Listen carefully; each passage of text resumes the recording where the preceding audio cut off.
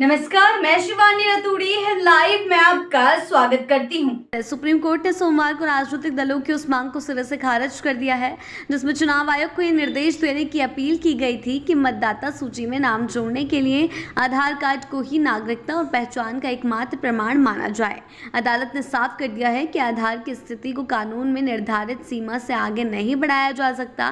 देश के भावी मुख्य न्यायाधीश जस्टिस सूर्यकांत और जस्टिस जयमाल्या बागची की पीठ ने सुनवाई के दौरान कहा है कि आधार कार्ड केवल एक वैकल्पिक पहचान दस्तावेज है, न कि नागरिकता का अंतिम सबूत।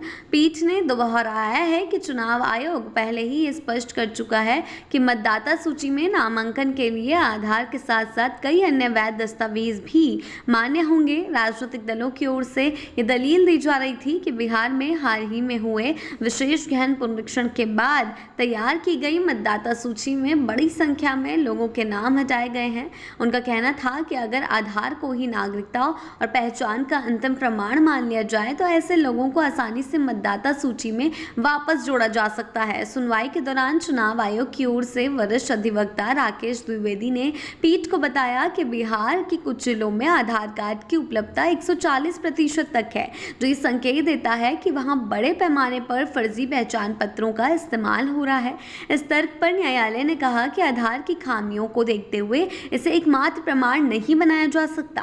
केंद्र सरकार ने भी अदालत के समक्ष दलील दी कि कई राज्यों में अवैध बांग्लादेशी प्रवासी और रोहिंग्या समुदाय के लोग धोखाधड़ी से आधार कार्ड बनवाने में सफल रहे हैं। ऐसे में इसे मतदाता सूची पहचान के लिए एकमात्र प्रमाण मानना लोकतंत्र की पारदर्शिता और सुरक्षा के लिए खतरा हो सकता है। पीठ ने इस मामले पर राजनीतिक दलों को भी कड़ा संदेश दिया है। अदालत ने कहा है कि केवल न्यायालय से राहत मांगने के बजाय उन्हें अपने बूथ स्तर के कार्यकर्ताओं और एजेंटों को सक्रिय करना चाहिए ताकि वो उन लोगों की पहचान कर सके जिनके नाम गलत तरीके से मतदाता सूची से हटा दिए गए हैं। साथ ही उन्हें उन नागरिकों को चुनाव आयोग के समक्ष दावा दर्ज करने में मदद करनी चाहिए जिससे उनका नाम अंतिम मतदाता सूची में शामिल हो सके। यानी कि कोर्ट ने भी अब अपनी ओर से रुख साफ कर दिया है।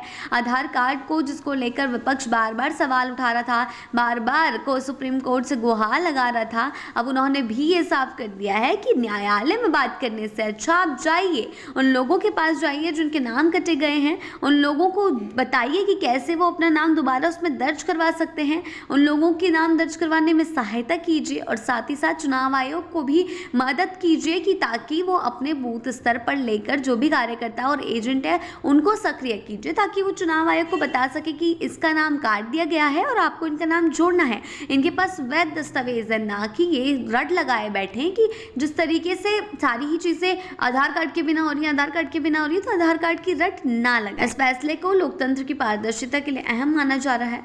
सुप्रीम कोर्ट ने स्पष्ट कर दिया है कि मतदाता सूची को साफ सुथरा बनाने का काम केवल तकनीकी आधार पर नहीं बल्कि राजनीतिक दलों और समाज की संयुक्त जिम्मेदारी है। अदालत के इस फैसले के बाद ये साफ हो गया है कि मतदाता सूची में नामांकन के लिए आधार जरूरी तो हो सकता है लेकिन पर्याप्त नहीं।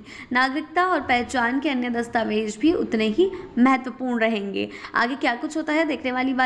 ऐसी ही अपडेट्स के लिए जुड़े रहे हैं लाइव के साथ ही चैनल को सब्सक्राइब करना ना भूलें और हमारी फेसबुक और वेबसाइट के साथ भी जरूर जुड़ें।